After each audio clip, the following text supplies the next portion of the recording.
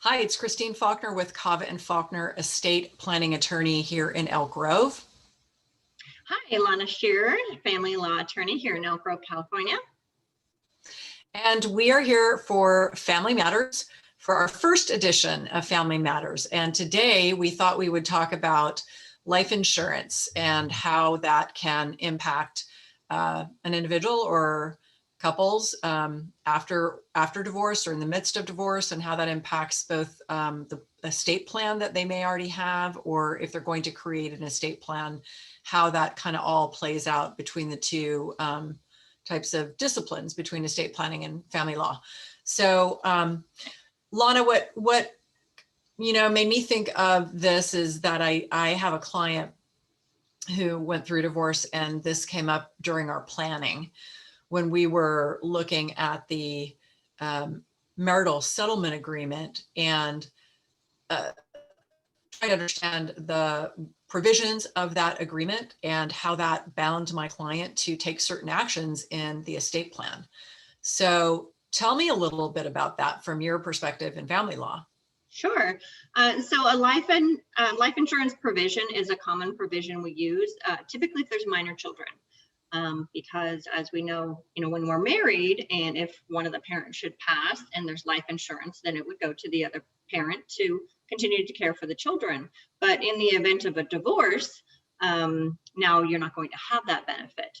And so as a surety for child support and the additional expenses that go along with raising your children, if one of the parents should pass, it's a common provision to say that parent will maintain a life insurance of X number of dollars until the children are 18 and graduate high school, or sometimes until they're, another age, 21 or 23 and graduate college. But it's a way to ensure that those expenses for the children continue to be shared between the parents, even if one should unfortunately pass. And so it's a common provision.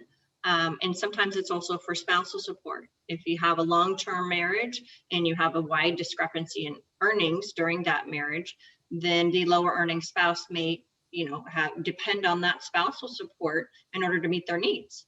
So as a spousal support surety, we might have a life insurance provision so that in the event that the spousal support payor should die, then they leave a certain amount in life insurance for the benefit of the lower earning spouse. And so those are typical provisions. And we're not estate planning attorneys, we're family law attorneys. So we look at it from that perspective. And as you and I were chatting earlier, I think it's a really good idea to get an estate planning attorney's input when drafting that language, especially depending on how much money is involved. Sometimes there's a lot of money and there may be additional terms, like what if, does that life insurance policy that you have to maintain, does that change over time? Like in a year, does it reduce? In 5 years, does it reduce to another amount?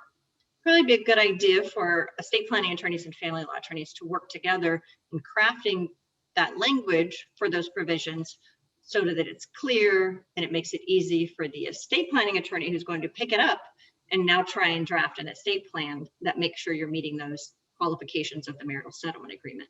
So we need to work together on these things, I think. And so maybe explain what the word surety means so that people, our watchers, can understand what that means, our viewers.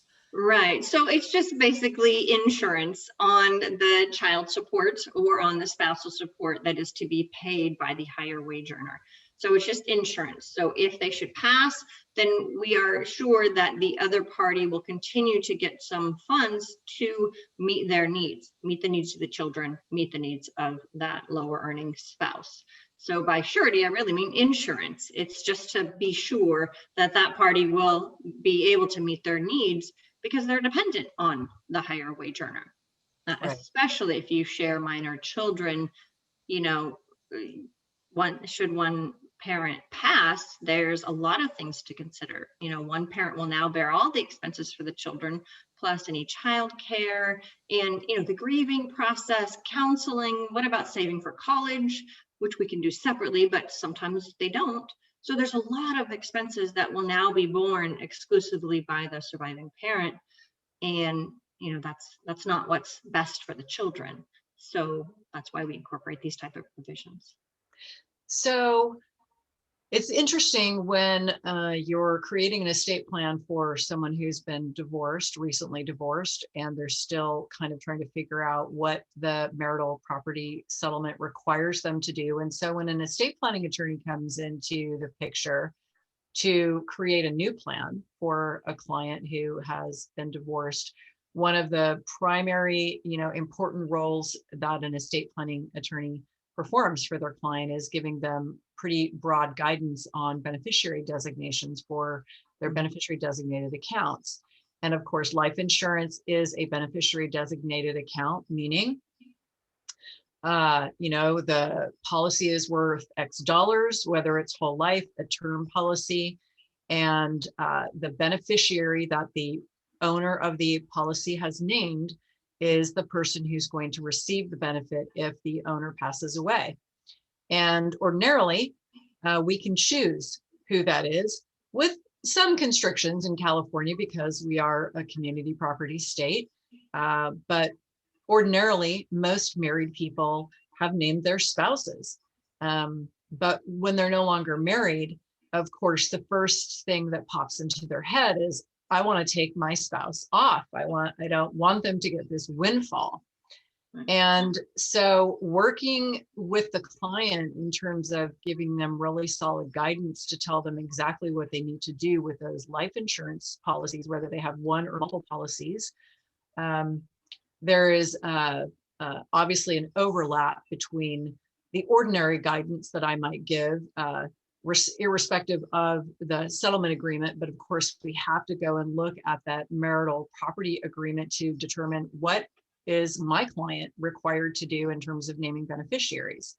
And so it's really, I learned recently in working with this client how important it is to really have a very carefully crafted marital settlement agreement, because one of the issues that arose, which is makes a lot of sense, as the obligation that pursuant to the marital property agreement goes down, and in our case there was a business involved, and so maybe Lana, you can speak to that, but there were payments that were being made over time, and as that obligation was paid down, there was no clarity in the marital property agreement that said, well, as you pay off this obligation, you also likewise can equally reduce the life insurance policy, so that the closer that my client got to paying that off, there wasn't this big policy still potentially to be paid out to the ex-spouse.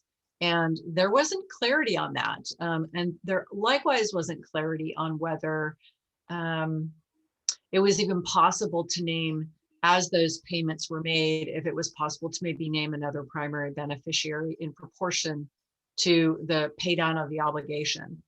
And even whether it was kosher to name a contingent beneficiary. I mean, the agreement was just silent. So you're sort of taking a stab at making the best recommendations for your clients. So what are your thoughts on that?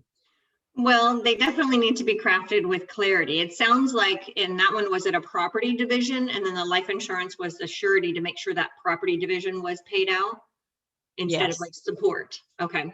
Well, it was both. It was both. There was two different policies. Yeah. Okay. Well, it's, we want to look first, what is our goal? What is the goal of this provision in a marital settlement agreement? And it's to make sure this obligation is paid off. But obviously the goal is not to give a windfall to the other spouse, which some people might want that, but not the payor is not going to want that. Right. And so it does need to be, especially those type of provisions need to be crafted with clarity and maybe a step-by-step, as the policy reduces by the amount of the payments that have been made. But that would need to be in there so that it's clear for when this person passes, if there's still a remaining obligation payable, that would be paid out of the life insurance. And then the contingent beneficiary would get the remainder. So it should be crafted in that way. And if it wasn't, and you need to go back and get some clarity, would talk with the family law attorney. Maybe the couple could come to an agreement. There's no need to litigate it. You just need clarity. What are the obligations of the payor, and how can we craft their estate plan to make sure he's meeting his or her obligations? So you can do that by stipulation and order. Even if you already have your divorce and you have your judgment, you can do a post-judgment stipulation and order clarifying those provisions. So that's what I would recommend. If it wasn't clear, and if you couldn't, really figure it out after really combing through it with your client, then that's what you'd probably want to do. Right. And so the client can go back to their family law attorney and say, look, a fair proportion of this obligation has been paid. And actually what remains is less than the value of the life insurance policy that I was originally obligated to provide. And so they can come back and get they can either stipulate, or another word for agree, to reduce the face value of the policy so that the client can get a new policy for a different amount, or reduce it, and then get that approved by the family law court. Right, because those provisions are typically modifiable in the agreement itself, the marital settlement agreement. Typical language is that these are modifiable as part of modifications of spousal support, or modifiable by a court of competent jurisdiction. Hopefully there's some modifiability, because as their obligation is paid down, you need to be able to modify that provision. And you can self-modify by doing a stipulation and order and filing with the court. Please don't self-modify and just do it between the two of you and not let the court know what's going on.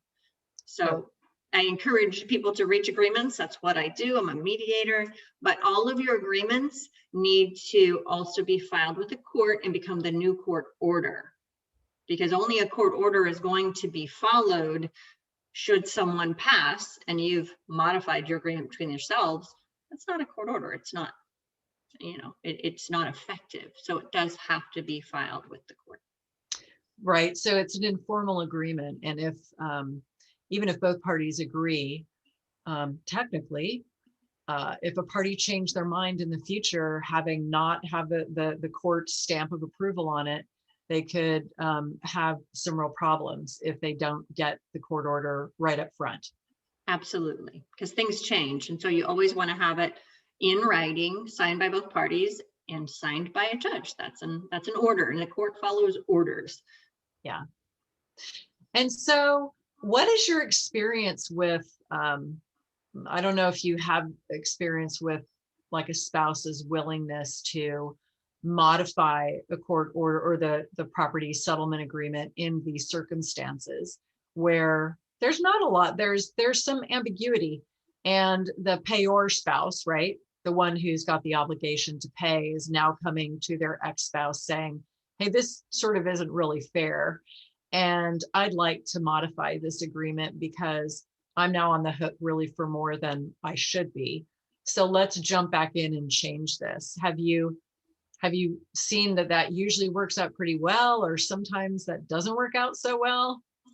Well, with my clients, I'm in mediation, so everyone's trying to work together for the good of the whole. And so something like this would just be, we need further clarity. It's just not really clear. Now that I've paid down this obligation, this is the balance that I owe you now. It doesn't make sense that the life insurance policy must remain at this dollar amount when it's more than what I actually owe you. So I would like to modify and just get clarity that as this obligation is paid down, then the policy that you would receive in the event of my debt would also be reduced. So something in writing that makes that more clear. So it's not really, you're not changing it necessarily. It's the same goal. You're still achieving the goal. You're just making it more clear so that he or she can reduce that policy, reduce the premiums perhaps, or at least have a provision that in the event of my death, this amount, the amount of the obligation that's still owing, will be paid to the former spouse. And then the balance of the policy will be paid to whoever I designate. Yeah. So in my recent experience, one of the real negatives for my client was the fact that there was a high likelihood that that we would have to go in regularly and check to see, okay, where are we in terms of this obligation? And also the fact that perhaps naming the ex-spouse is really not who my client wished to have as a primary beneficiary, requiring really going through the thought process of should my client purchase even more insurance? That doesn't fall within that obligation in the marital property settlement, but something completely different to ensure that my client can now actually leave as the primary beneficiary the people that my client wants to leave instead of the ex-spouse. So those are all parts of the analysis that we went through, which was, how many policies do you currently have? Does it comply with the marital property settlement? And I think that in our case, there wasn't enough insurance. So it was interesting to kind of explore that and open that door to realize, oh, there's a possibility that my client actually is not in compliance and needs to get more to be in compliance with these two separate provisions. And then possibly purchase even more insurance to cover the people that my client was really wanting to cover outside of the divorce, the divorce proceedings. Mm-hmm. Yeah, absolutely. I mean, and that's the first thing, is make sure you're complying, and then details around what that obligation is. But then making sure that, there's no requirement. Obviously, you can have as many life insurance policies as you want, as you can afford, of course. But yeah, so getting clarity on that, and always ask first. If you do need to get clarity and you do need to modify, always ask. Here's, where I'm not sure that this is what we, our goal was, and this far exceeds what, the obligation was. So how about we just modify it to read this and have suggested language and send over a proposal?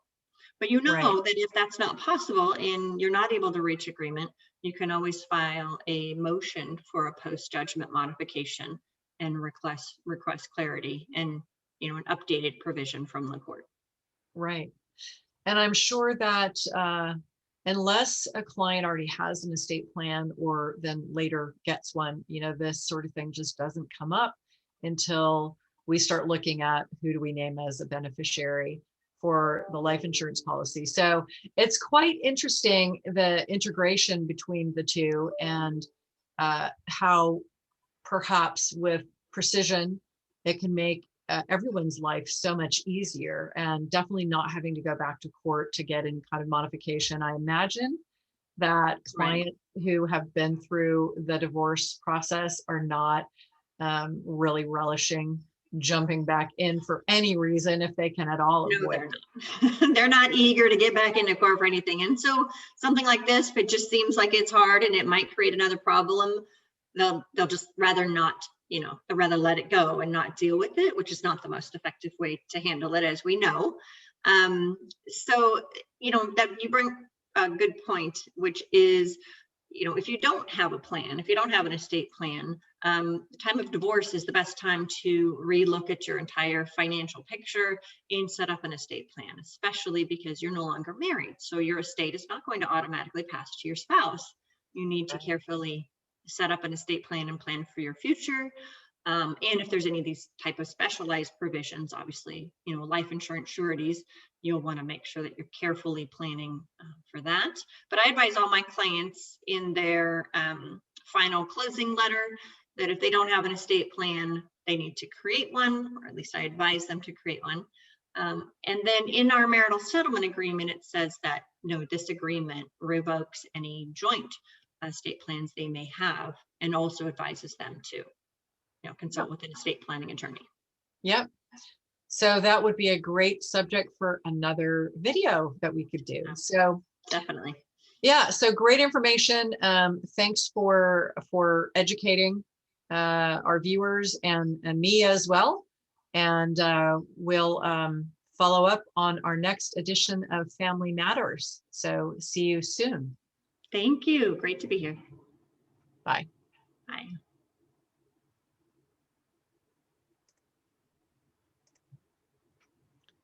Okay. It still says recording. Now we can do your little dance. We're still recording.